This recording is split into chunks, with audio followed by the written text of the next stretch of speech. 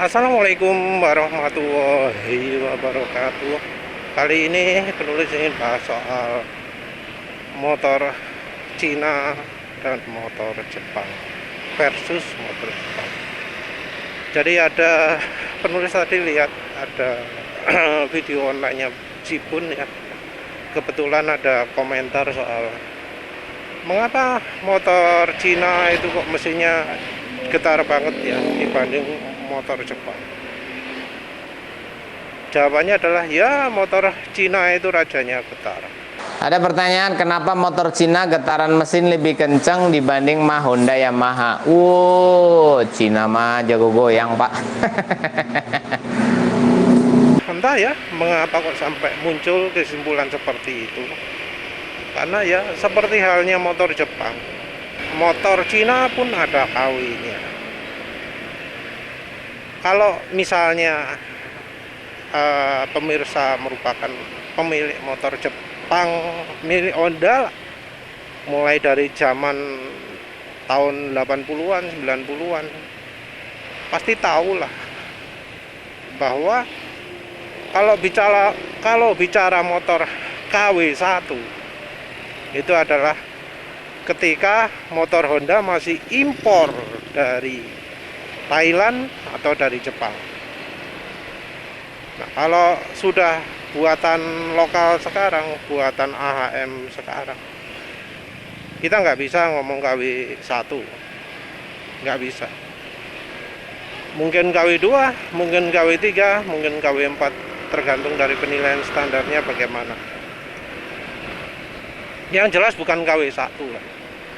Bahkan yang ya, fansnya motor Honda sendiri paham lah bahwa yang KW1 itu yang buatan Thailand atau Jepang. Kebetulan di pertanyaan tersebut ada statement juga ya,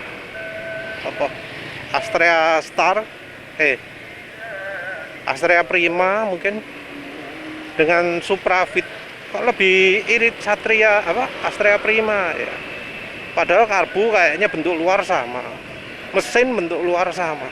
Apa bedanya? Nah, itu beda dari kualitas ya. Beda dari build quality, dari cara pembuatannya, presisinya, bahan dasarnya, pemilihan komponennya. Penulis kebetulan pernah yang merasakan Astrea yang masih impor, Astrea Prima, Astrea Star.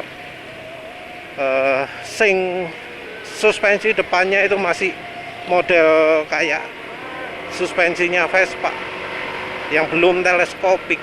Itu penulis pernah merasakan. Dan betul-betul beda ya. Yang buatan Jepang itu halus asli. Saat itu kalau nggak salah masih Federal ya, Federal Honda. Itu betul-betul halus ya. Sudah halus dan beneran irit. Penulis lupa berapa, tapi mungkin 1:45 ya, atau lebih. Yang jelas kalau Supravit 1:30. Yang sama persis dengan Crystal Tune ya, padahal kena tenaga ya menang Crystal Tune ya, tenaga puncaknya. Crystal Tune 2 tak 2 stroke itu bisa sama iritnya dengan Supravit yang 100 cc yang 4 tak yang saat itu dipamer-pamerkan, digembar-gemborkan merupakan mesin yang irit. Kalau irit motornya Honda itu rajanya irit, rajanya tanjakan, rajanya irit. Padahal ya enggak juga ya. Penulis itu punya Supravit, saya masih belum merasakan ya. Sudah ya, lupa. Habis Crystal Tune beli Supravit kan ya. Nah, itu juga sudah kecewa ya. Penulis sampai tanya ke bengkel. Katanya Honda itu motor irit. Kok lebih boros ya? dari motor 2 tak. Suzuki Crystal yang 2 tak 30 km per liter, Supra Fit 100 cc 4 silinder kok juga 30 km per liter. Apa yang salah? Karena penggunaan penulis pada saat itu ya, walau ono ngegas ya gak nemen lah. Penulis juga tahu caranya memanfaatkan RPM rendah, tapi anehnya kok begitu. Jadi kalau si Bun ngomong motor Cina rajanya getar, belum tentu ya, itu tergantung kelas ya. Rasanya kayak SJM itu juga termasuk halus. Benelli yang ada di sini, apa mana sih motor Cina yang udah masuk Indonesia. Kimco itu rasanya juga itu motor Taiwan, tapi boleh disebut motor Cina juga ya, karena kantor Taiwan buatan Cina ya. Soalnya Taiwan nggak ada industri motor mungkin. Dan kalau secara umumnya, secara generalnya ya, menurut penulis, motor Jepang itu makin lama makin turun ya. Entah yang impor mungkin masih bagus, yang buatan Jepang masih bagus, tapi yang buatan lokal dari sisi reliabilitas itu sudah turun jauh dari zaman dulu. Makin canggih makin banyak penyakitnya, makin DKI apa jenenge semarki makin banyak problemnya, problem aki lah, problem semarkinya. Bukan makin reliable tapi makin merepotkan. Dan yang terakhir ini, penyakit makin parah karena ya rekomendasi oli dari dealer resminya nyuruh oli encer. Ya sebenarnya kalau buatan Cina pun paling disuruh oli encer juga ya. Tapi secara kualitas ya masa sih motor Honda sekarang kualitasnya tinggi, rasanya kok enggak. Masih yang Yamaha lah. Yamaha ini kan ringkih dari bagian piston silindernya, mudah sekali mengalami fuel dilution, piston ring pistonnya rusak aus yang menyebabkan hampir oli.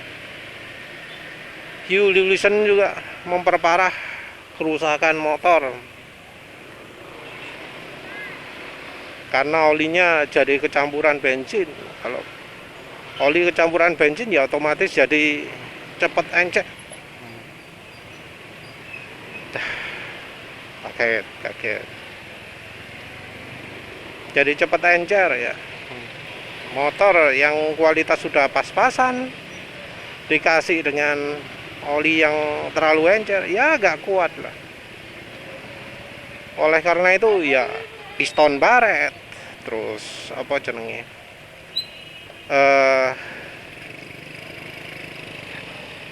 silindernya ngantong gitu ya. Kalau yang buatan Jepang rasanya sudah pakai teknologi nikasil mungkin ya. Kalau yang buatan Cina, motor metiknya SJM itu pakai nikasil ya, yang penulis tahu. Jadi sudah distandarkan di motor SJM itu pakai nikasil, keramik, silinder keramik. Beda jauh kan dengan ya yang ditawarkan oleh pabrikan Jepang untuk motor-motornya. Gak ono istilah nikasil. Kalau kita lihat ya grupnya motor Honda yang baru, PCX 160, Vario 160, ADV 160, rasanya isinya keluhan ya. Walau ada juga ya yang ngomongnya bersyukur nggak geredek, bersyukur nggak berisik, bersyukur nggak getar, bersyukur nggak kocak lampunya dan seterusnya. Jadi tidak mengalami masalah merupakan sesuatu yang sangat disyukuri. Ini beda dari ya zaman dulu ketika nggak ada masalah adalah sesuatu kewajaran. Sudah beda jauh lah. Nah, itu dari sisi reliabilitas, dari sisi ketahanan komponen macam-macam lah. Itu juga nggak kena garansi itu ya. Walau ngomong garansi mesin apa, itu kebanyakan bohong lah. Tapi kembali lagi lah, katanya motor Cina getar. Penulis perlu komplain. Komplain gimana? Motor Jepang juga getar. Zaman penulis masih pakai Suzuki Spin. Yang namanya getaran di setang itu sampai lupa. Nah, memang motornya getar, tapi nggak getar-getar banget. Di Suzuki Spin nggak ada yang namanya jalur setang ini, bagian logam pemberat di bagian ujung setang, nggak ono. Cuma karet tok, cuma karet yang agak tebal dikit, wis itu tok. Nah, kemudian penulis punya Honda Beat, beli Honda Beat. Aduh, amit-amit, amit-amit, karena penulis merasakan bahwa bagaimana bahwa naik motor ke kantor sekali perjalanan ternyata bisa capek juga. Hanya perjalanan 20 km capek. Padahal sebelumnya itu mau perjalanan ya 20 km, 40 km, 100 km. Mau jalan terus oke saja ya. Paling yang capek kaki. Karena misalnya bawa beban banyak gitu ya. Bawa barang gitu ya. Itu yang capek kaki, pantat. Tangan itu nggak pernah capek.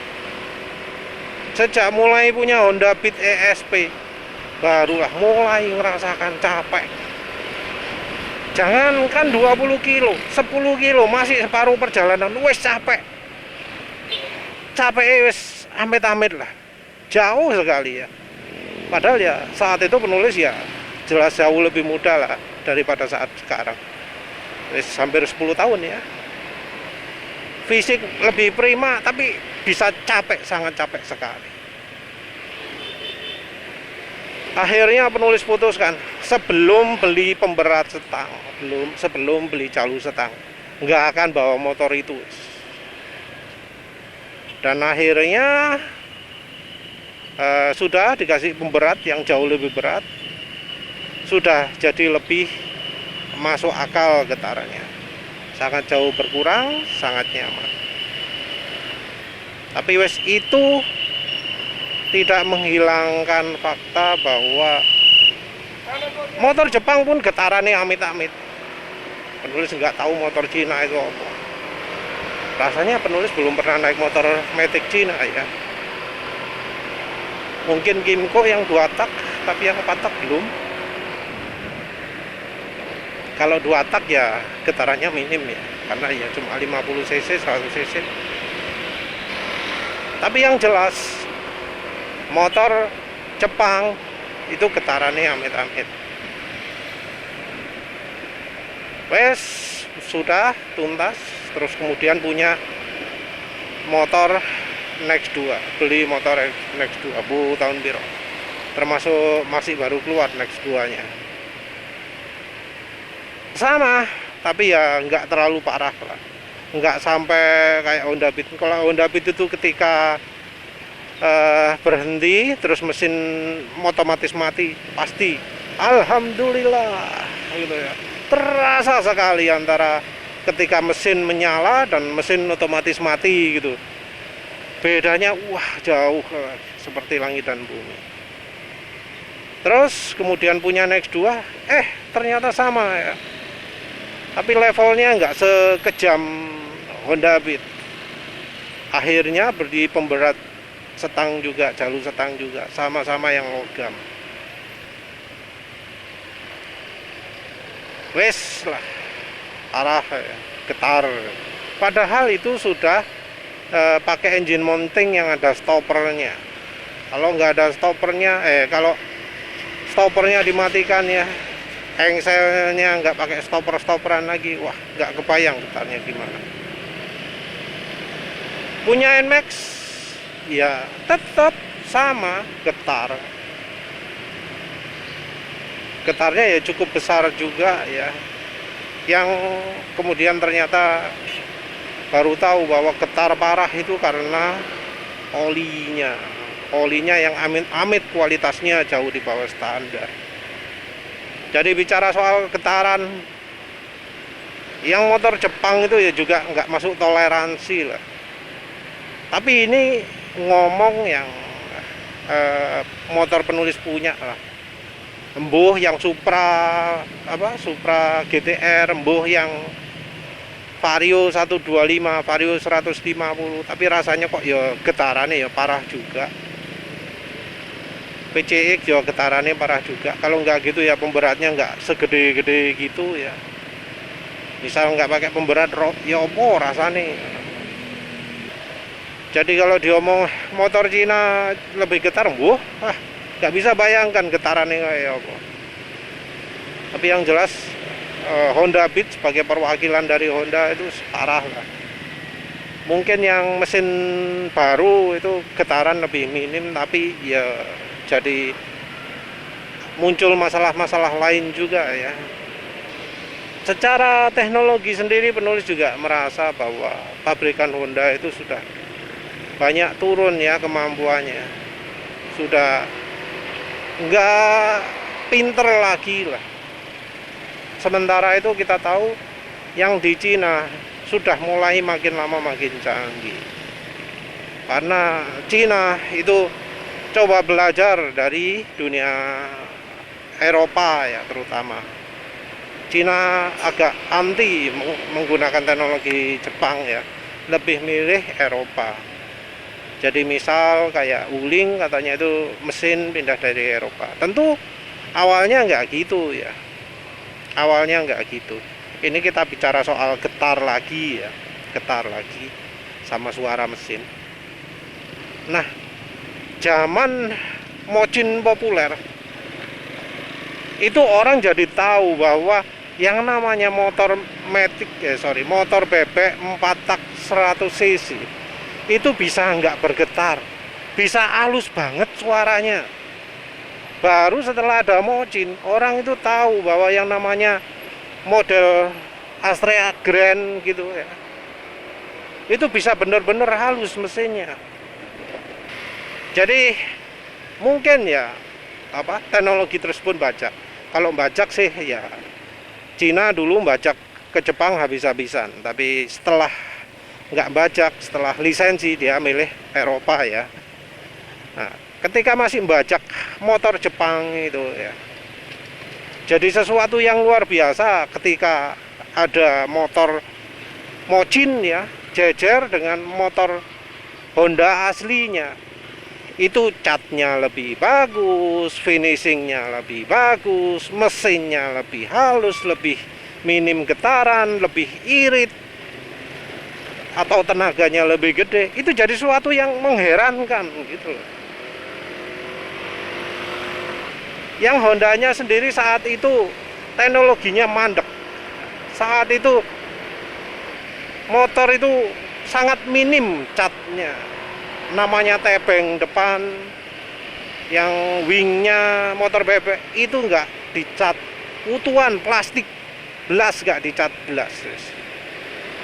Ada sebagian bodi yang juga nggak dicat, yang ya tradisinya masih diteruskan sampai sekarang, walau di motor yang harganya paling aduhai, yaitu motor Honda ADV, kan ada sih bagian yang nggak dicat.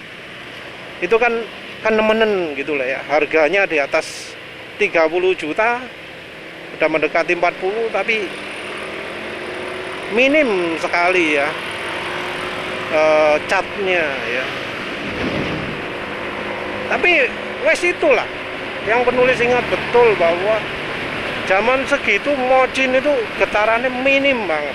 Jadi namanya Mochin itu tergantung kualitas juga. Tapi kalau dibandingkan Honda saat itu ya, yang paling minim getaran ya Mochin, yang paling apa hening ya Mochin, paling irit ya Mochin. Saat itu merek yang betul-betul bagus itu contohnya ya Beijing. Motor Garuda pun tidak kalah bagusnya ya, walau harganya lebih murah. Cuma ya kemudian akhirnya Mochin tersebut tersingkir dari Indonesia karena ya digugat sidang oleh Honda ya. Karena paten akhirnya bubar semua. Ya tentu nggak dipungkiri bahwa orang Indonesia butuh yang namanya support ya. Orang walau harganya separuhnya, tapi ya kalau motornya nggak ada support ya pusing juga. Zaman gitu rame juga partnya motor Jepang diganti part Mochin. Tentu part Mochinnya yang part Mochin paling murahan. Lagi-lagi kan ada KW-nya ya. Part motor Honda diganti part Mochin yang kualitasnya di bawahnya. Padahal saat itu ya ada lah yang kualitasnya di atasnya. Tapi orang Indonesia saat itu lebih milih harga kalau untuk Mochin. Ya kita lihatlah ya tren sekarang. Contoh soal suspensi lah. Suspensi merek KYB, merek Showa yang beredar di Indonesia. Kan buruk sekali toh kualitasnya. Wes betul-betul nggak layak pakai lah. Apalagi yang bawaan motor. Umurnya pendek, nggak tahan lama, bahkan lebih awet yang merek KW ya, merek apa oli yang suspensi yang harusnya kelas KW, tapi kok malah lebih awet, lebih baik. Sementara itu yang apa jenenge merek Cina sekarang ini malah oke dengan harga lebih murah. Ya penulis gampangannya pakai contoh lah. Suspensi KYB yang dijual aftermarket harganya berapa? Dapat yang model gimana? Merek Showa modelnya kayak gimana? Dapat yang kayak apa? Merek KYB, merek Showa ono tabungnya, tapi tabungnya gak ono oline, gak ono tekanan gasnya, padahal harga 450 atau berapa. Sementara itu yang impor dari Cina merek DBS by MGW gitu ya, harga 250.000, sudah tabung, ada isi olinya. Ini penulis ngomong yang single ya, yang apa suspensinya mono suspension, bukan double suspension, jadi yang kayak di Honda Beat Vario gitu ya, bukan macam NMAX ini.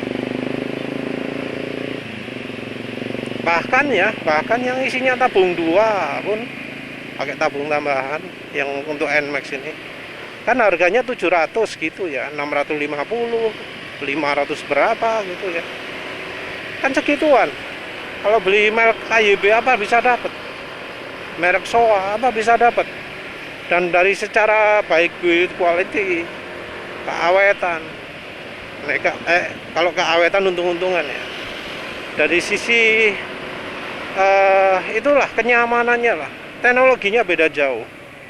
Yang buatan yang merek Jepang itu wis amit-amit lah. Yang bawaan motor juga wis selain dari teknologinya ketinggalan zaman, build kualitinya juga buruk sekali ya. Plastiknya di akeh-akeh no. Entah mengapa kok kalau oli ori itu kok plastiknya akeh-akeh, padahal yang namanya suspensi aftermarket dono plastiknya ya gak apa-apa. Dan ya Cina itu sebenarnya berkembang terus ya, karena mereka itu mengembangkan teknologi, menyerap teknologi, tidak tabu mengadopsi teknologi negara lain. Kalau ada negara lain ingin produksi di Cina, katanya juga diwajibkan sharing teknologi. Hasilnya apa? Sekarang teknologi Cina itu canggih-canggih. Ngomong motor Cina parah terkenal getar itu mungkin belum tahu yang KW1-nya bagaimana. Karena sekarang lah motor listrik Cina itu canggih ya, yang KW1 tentunya. Bisa mundur, ada regenerate braking, jadi kalau ngerem bisa ngisi aki juga. Terus apa maneh, kalau pengaruh percepatan itu standar untuk motor listrik ya. Tahan air, sampai disiram baterai ini, disiram motornya macem-macem, direndam air sampai separuh, gak apa-apa. Bandingkan dengan motor Jepang ya, mungkin ada LCD canggih gak karu-karuan, ada drive mode yang bisa menunjukkan. Ya sebenarnya yang punya Cina bisa juga sih, tapi nggak ada regenerate braking, gak iso mundur kan ya, toh gak pas toh. Ya mungkin lah orang Indonesia itu masih berasumsi motor Cina itu jelek ya, misal motor listriknya kalau ngegasnya kasar, nyentak gitu ya. Lah itu sing harganya berapa? Coba sing harganya setara motor Jepang, motor listrik Jepang yang katanya harganya 100 juta, motor listrik Cina 100 juta apa ya kayak gitu? Ya enggak, ya kualitasnya lebih tinggi. Kayak contoh sekarang teknologi ponsel lah. Kalau ngomong kecanggihan teknologi itu yang perwakilannya paling tepat adalah ponsel kan. Nah, smartphone yang buatan Cina sama buatan Jepang ya sebenarnya bersaing ya. Walau memang secara teknologi untuk optiknya pasti pakai punya Sony misalnya, pakai punya Leica misalnya, pakai punya Canon, punya Oppo lah. Dari pelopor optiknya Jepang. Tapi yang lain-lain seperti misalnya Oppo itu sampai buat chipset sendiri untuk multimedia ya, yang memungkinkan pemrosesan real time, lifetime effect ya. Itu sudah bisa kan buktinya. Contoh lagi kecanggihan teknologi Cina, kamera thermal itu sekarang sudah bisa otomatis mengikuti orang, ngasih warning kalau orangnya pakai masker,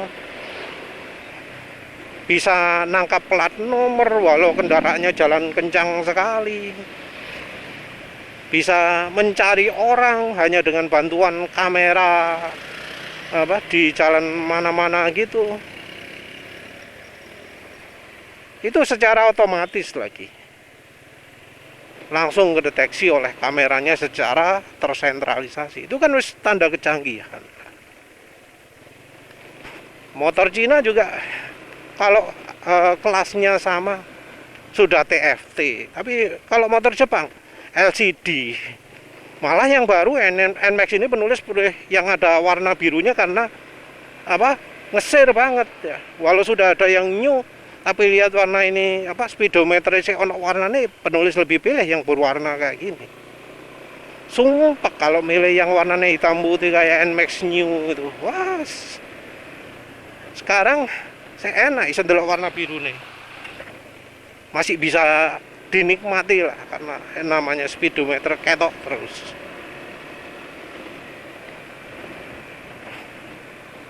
Jadi ya menurut penulis sebaiknya jangan ngeremehkan Cina ya, karena Cina itu sangat berkembang ya, jauh lebih maju daripada Indonesia. Ya pemasukan per kapitanya juga jauh lebih tinggi dari Indonesia lah. Nggak selevel lagi lah. Sudah negara maju Cina sekarang.